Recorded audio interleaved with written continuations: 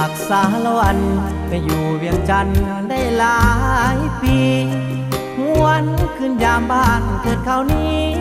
ท้องฟ้าเป็นสีมีโสมหน้าใหม่ถนนหนทางผู้ยางเสื่อมต้นเอาไก่ยามราตรีมีแสงดวงไฟสว่างสวัยทั่วทั้งนคร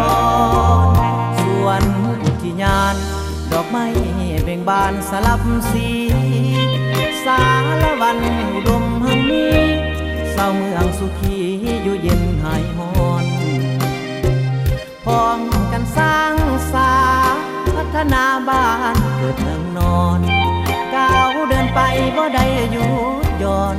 หน้าสะอ่อนเมื่อมาถึงทีได้เวลาครอบครัววัฒนธรรมใหม่พนมมือไหว้ทำสบายด้วยใจไมตรีกินข้าวหอมผ้ากินปลาหวยกินกล้วยหอมวียึดมันในประเพณีฮีดของอันดีบอกปาลาวาเรียนจบเมื่อใดขอสัญญาไว้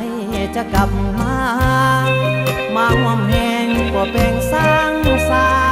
ห่วมพัฒนาเพิ่มคูณสร้างย้อนหักกินทานหักนงคานบ่หยุดบ่จางมาขอสวยเพิ่มคูณสร้างสวยน้องนาเฮ็ดสวนกาแฟ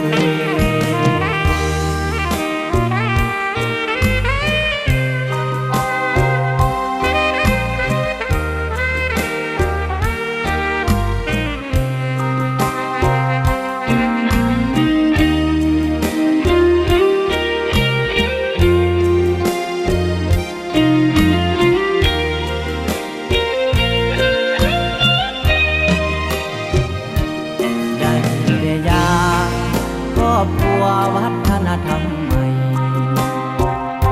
พนมมือไหว้ทำสบายด้วยใจไมตรีกินข้าวหอมผ้ากินปลาหวยกินกล้วยหอมวียึดมันในประเพณีฮีดของอันดีบอกปาลาวาเรียนจบเมื่อใดขอสัญญาไว้จะกลับมาห่วมแหงกว่าแปลงสร้างสาห่วมพัฒนาเพิ่มคูณสร้าง